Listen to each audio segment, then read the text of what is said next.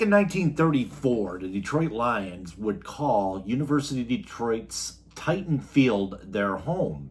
In fact, that was also the home of the very first Thanksgiving Day football game for the Detroit Lions as they took on the Chicago Bears.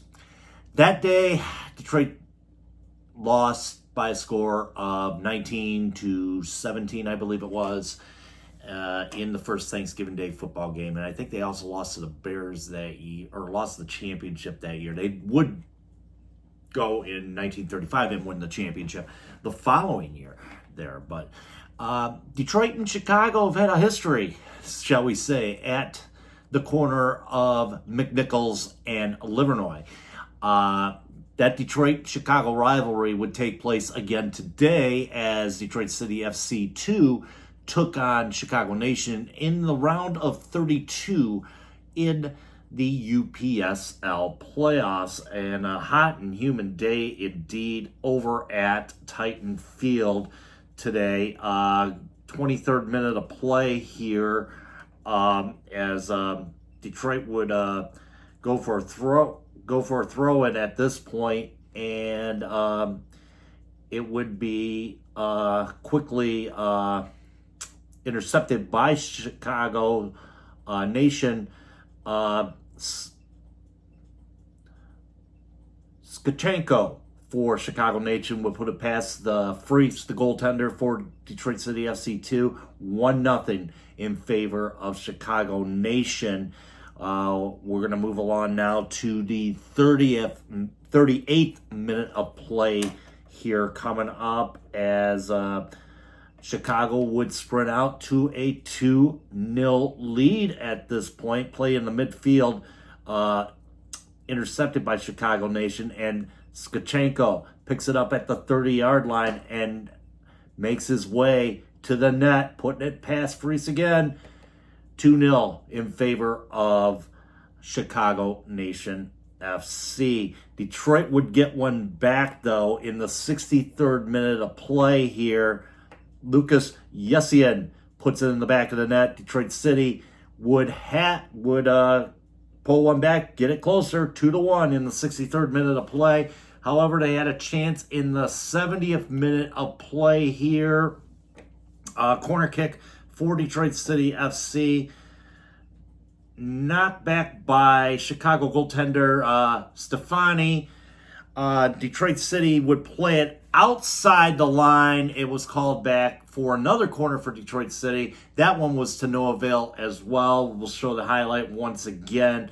Stefani would punch this out as they will show it right again. Stefani would punch this one out of bounds, and the header from outside the line, as it was called, and of course no goal. Detroit City would go on to lose today by a score of 2-1 against Chicago Nation. Thus, they are eliminated from the UPSL playoffs. But what a heck of a run for Brad Dunwell and those guys, winning the Midwest East Division with the victory last Monday afternoon at Titan Field as well against Detroit United. Yeah, Detroit United in that matchup there when Brandon Quignano scored the goal to win that one in the 90th minute of play at Titan Field. But a great job by Brad Dunwell and his staff bringing these players along. And I'll tell you what, though, I mean, it's, you know, they are bringing these players along because yesterday in the game featuring Detroit City taking on the Hartford Athletic at Keyworth Stadium. Unfortunately, 2-1 loss for Detroit City in that one. Two players signed academy contracts that day at Keyworth. So Zane Elder from Canton, Michigan joined the squad. And also Biel Obi also signed a contract with Detroit City, both academy contracts. Obeid is from Dearborn, Michigan. So 2 local guys, big part of the DCFC 2 squad. We welcome them aboard, and they managed to be selected for yesterday's game. They did not get much playing time yesterday, but they were out there today helping Detroit City out in the game against Chicago Nation FC. Chicago Nation now moves into the round of 16. I believe they take on New York Shockers in the next round of that competition. So, as I said, hats off to Brad Dunwell and for the folks there at DCFC 2 for doing a fantastic job this year. And of course, they will have a trophy residing at the clubhouse. This is a nice trophy, and I talked to Sean Mann about it yesterday at Keyworth about it. It's like, hey, you got another trophy in the building. It's like, yeah, it's a little bit nicer than the NISA trophies that we have.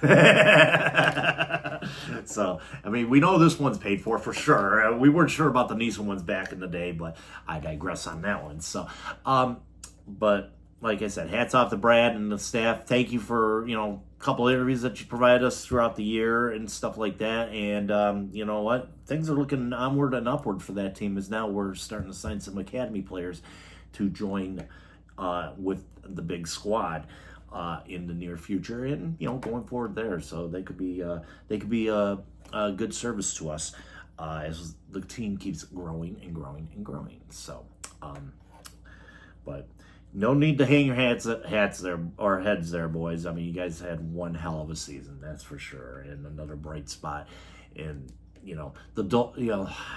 what seems to be the dark times right now for Detroit City FC, as far as, we documented that last night on After Hours after the 2-0 or 2-1 defeat to Hartford Athletics. So, but like I said, there are a couple bright spots. One of them being, as I mentioned, the UPSL squad. The other one being the USLW squad.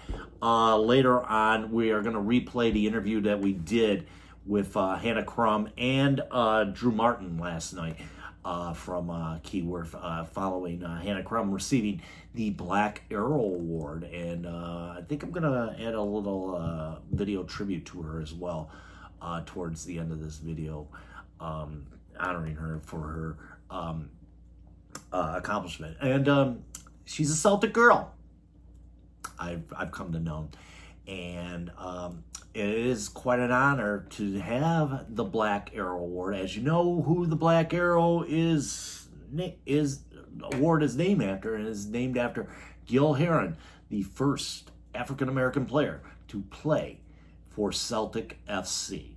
And what an honor! A Celtic girl gets honor from a Celtic guy. Let's just put it that way. Honor named after a Celtic player from the past. So, quite an honor there. So, we're gonna I apologize for the Around the Sea last night. There was a couple score bugs in there that got a little wonky there. I think I forgot the Charleston result from last night, and I think I forgot to add a score from Lexington's game as well. So those have been fixed. We added Pittsburgh and Loudoun score in there. So let's take a trip around the sea, and then we'll replay that interview that we did last night with Hannah Crum and Drew Martin.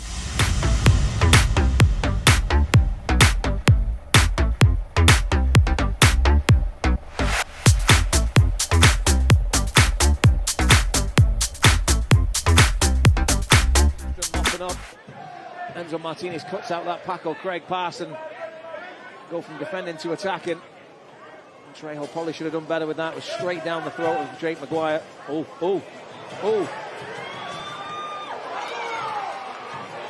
Enzo Martinez right in front for the equalizer, and it's in. The tie is there. Wow. Just a little bit of sloppiness. Away by Orange County. Second chance at this for Gutierrez. Curls this across, and the header goes home. Anton Soyberg. We interrupt Around the Sea for this brief seahorse racing interlude. But much as they're trying to play high, they're having trouble staying connected down underneath and letting runners through. Meanwhile, this is halftime, a seahorse race with some very dirty tactics at the outset. Hopping their way from the top of the penalty area to the halfway line, navigating at full speed, one bounce at a time. They're starting to pick up speed. They're down the final turn. Can they get over the line? Yes! Monterey leads. We now return you back to Around the Sea. Hamo got in the passing lane.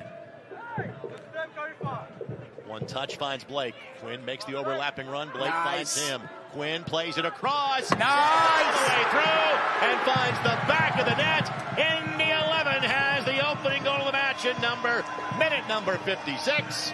Let's see if it's rainproof.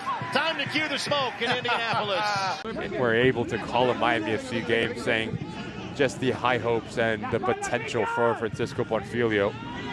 A chip by Yago. There's the equalizer.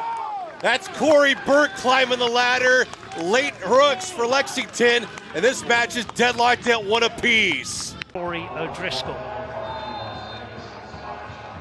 Line being pushed up to the 18-yard line. It's dumped to the far post. Sissoko back across goal, and it's forced over the line. And FC Tulsa may have just won the game of football in injury time. It may have hit a defender, but Sissoko played the ball perfectly across goal. But they've got to be the ones to possess and dictate the game. Panetta's trying to beat Key into the ball. He has it in the penalty area. Looking for a run. It'll be sent in for a goal by Hawkinson. Hawkinson ends the scoreless tie and stopping shot.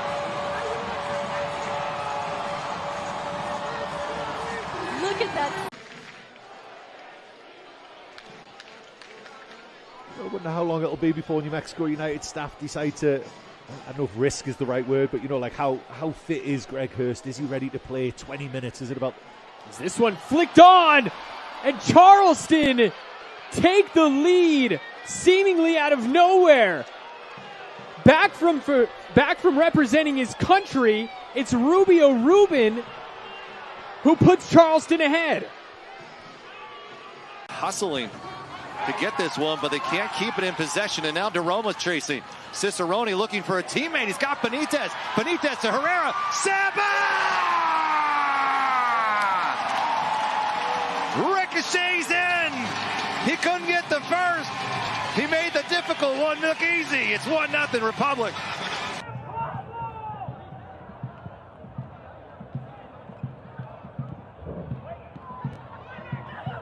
Back to Velo. Couldn't slide it over. Now the chance is on and in. Ben Mines.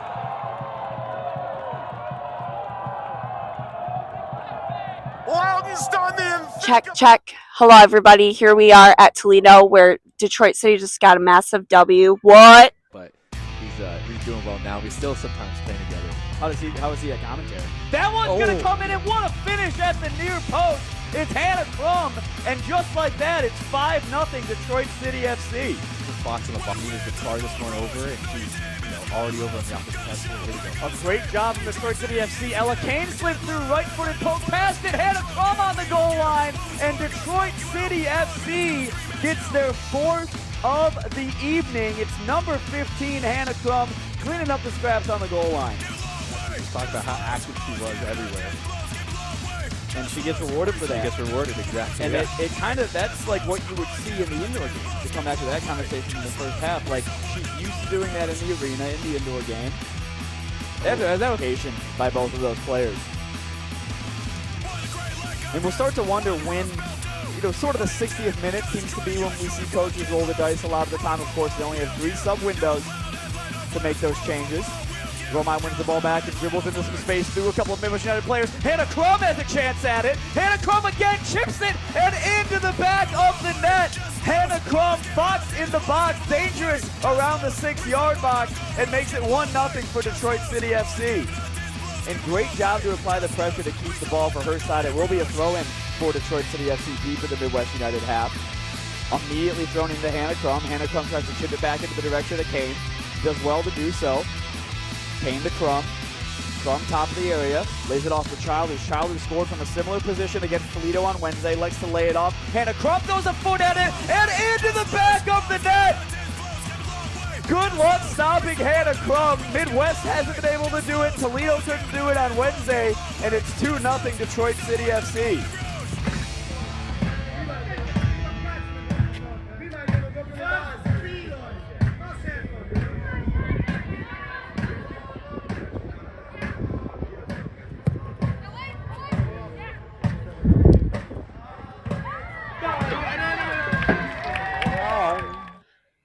Hi, everybody.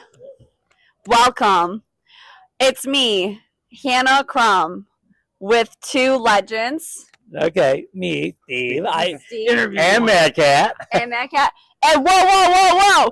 Plot twist. We've got another legend with us, Drew Martin. Woo! Come on in, Drew. Thank you. Hi. Hello. Big Baller Drew. Sorry. Big Baller Drew, Big Baller Hannah Crum. Congratulations again. Thank you. On Congratulations winning on the victory, yes. the Black Arrow Award.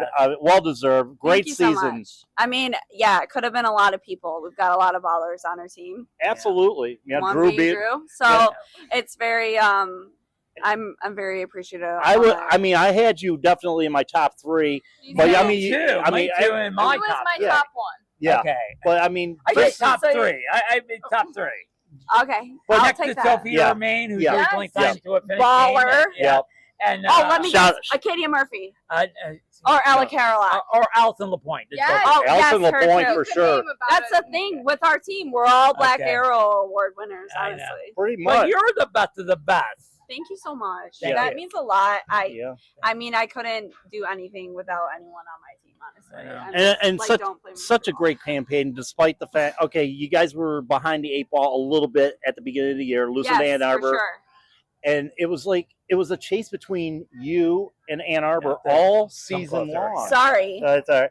It was a chase between you and TV production. No, not media trained.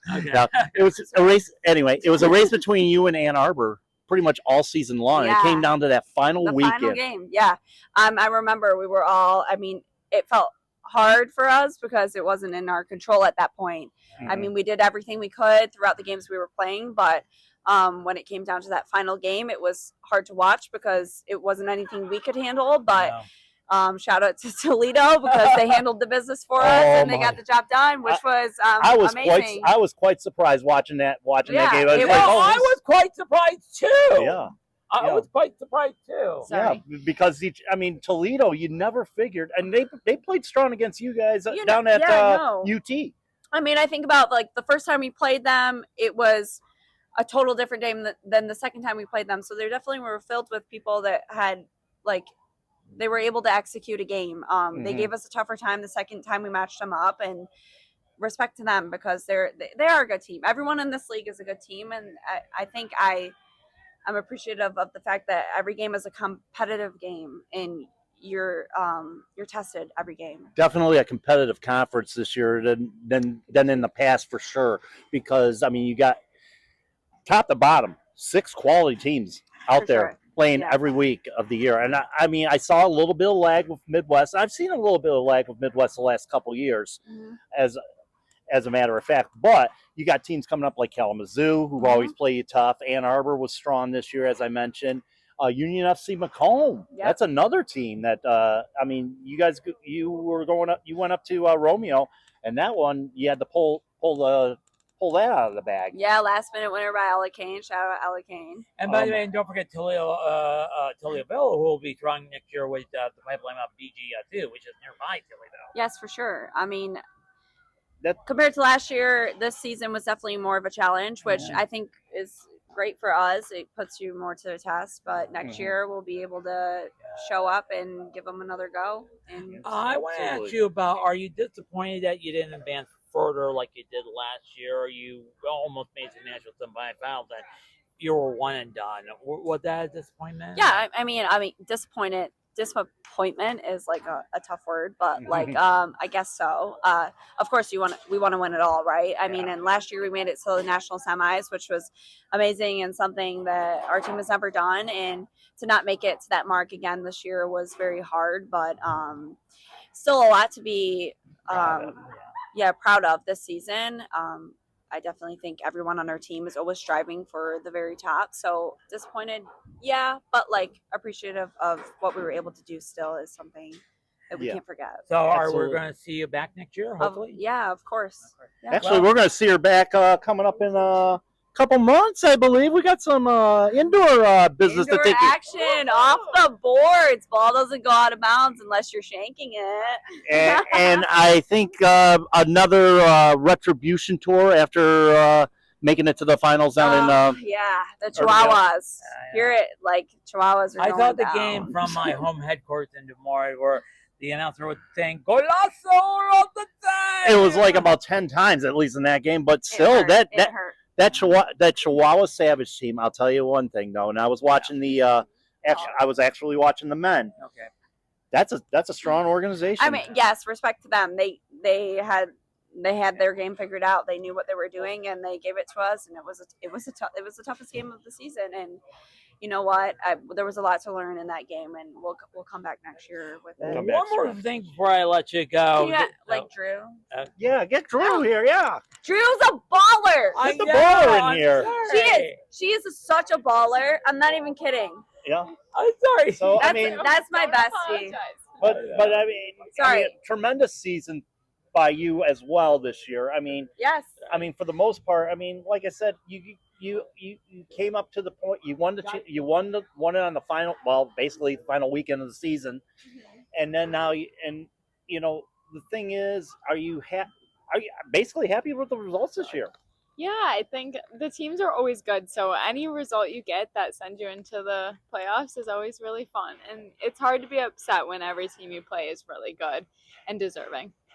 Absolutely. I mean, you're looking at, especially when you're looking at that King's Hammer. I remember, I don't know if you were here for King's Hammer, Hannah, the first time around when we were just getting into USLW. Yeah, but not sure. King's Hammer.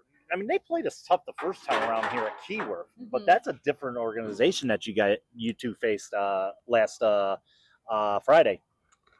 Yeah, we weren't able to start off as strong as we'd hoped, and then by this time we kind of got our feet under us. It was a little bit too late, but they were really good. So and you had a game-tying goal, which didn't count because it was offside. Yeah, I've never been called offside. So I'm not fast. Never. Yeah, the ARs weren't friendly to us whatsoever. These things happen. We were happy to put up a good. So now the prize of winning the MVP, the Black Arrow Award, is you get to ride a Detroit bike. The beautiful bike right over there. I wish the camera could see it. Okay. Yeah. Let's direct that over there. Put the camera on the bike. It is. Dad, look at the bike. Yeah. That's my dad. Oh yeah. But that's a beautiful That's Detroit. Really, that's a Detroit. Shiny. It's pretty. That's a Detroit bike, isn't it? It rides good. Yeah. It's a Fago bike. Yeah. It's Fago. It's a Fago bike. I had no idea. So when you go back to college or wherever you're doing, you'll ride around it's like at the University of Minnesota, right? I can ride it to classes. Yeah. I don't go to Minnesota. I'm thinking of the other I'm players. not a baller like Soph and Kate Childers. Not that much of a baller. I gotta ask you both this question. Yes. How does it feel how do you feel about Sophia gaining that professional contract with the Iceland team? I can't say their name. I think it was like only a matter of time before we found out where she was going to go.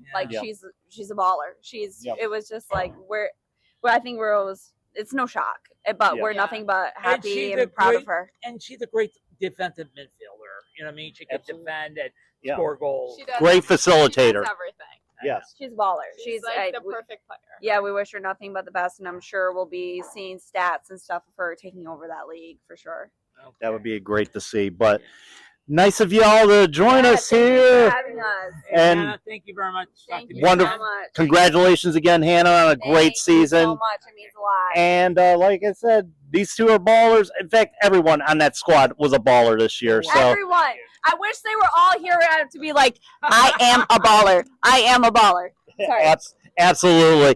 Thank you so much. Thank you. Thank you. And like I said, a bright end for a great, or what was a sad night. DCFC till I die. Absolutely.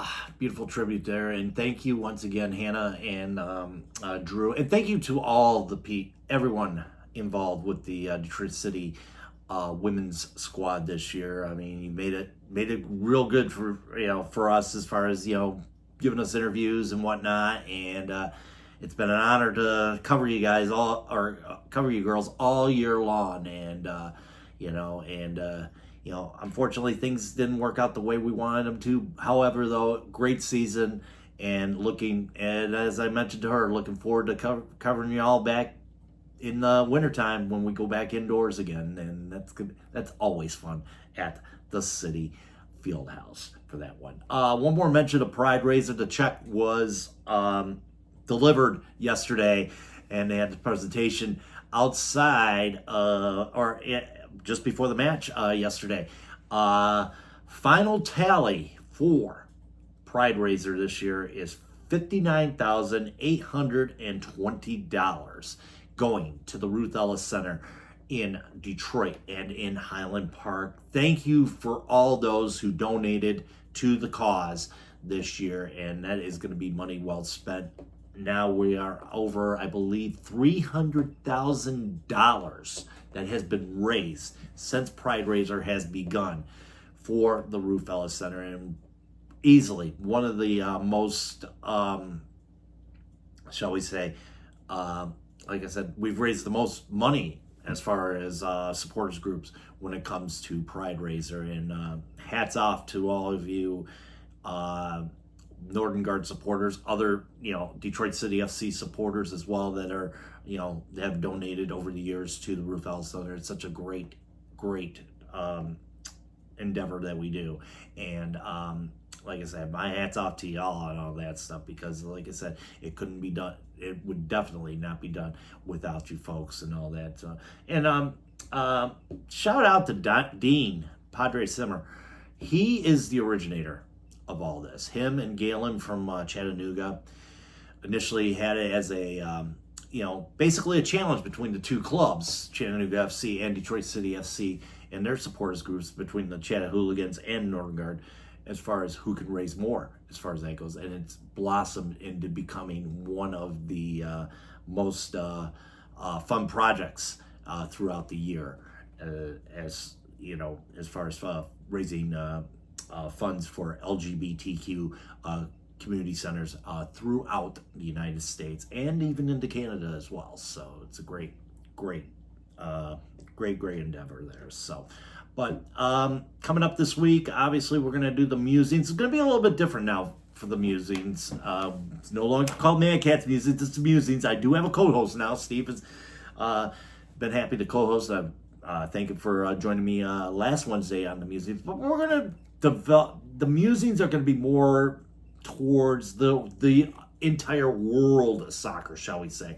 Not just DCFC, not just USL Championship or League One or W League, whatnot. It's going to be encompassing the world of soccer. We're going to talk about many a soccer, and we did on Wednesday as well, when we talked about the Copa, or the CONCACAF Gold Cup and stuff like that. I'm sure there's going to be a plethora of topics we're going to delve into today or on Wednesday as well. And it's not, like I said, it's not just Detroit City or USL. We're going to be talking a lot of things dealing with the world of soccer. So look for that in the midweek. Also, we're going to be back at Keyworth on Friday. Very important match for Detroit City FC if they can get going, and good team to get going against a Pittsburgh side, in which last few times that they've met at Keyworth Stadium, the last I believe, last 3 times that they've met at Keyworth Stadium, other than the Jägermeister Cup in regular season play, have all been draws. Will Detroit City find glory again like they did in the Jägermeister Cup against them the first time of the year? Or, well, it'd be, the same storyline that has been going on with Detroit City for the past few weeks, and it hasn't been a pleasant one. So we'll find that out on Fridays. Of course, Soccer Night in Detroit, after hours, the whole thing from Keyworth on Friday night. So look for that as well. So, but like I said, it's going to be a little bit of a busy week as we get back, like I said, into the musings, not Madcats musings, the musings, and then we'll be back, like I said, on Friday with Soccer Night in Detroit after hours, the whole spiel there. So, thank you for joining me tonight. As always, like and subscribe to this thing, and until we meet again, folks, keep your feet on the ground and keep reaching for the galaxy.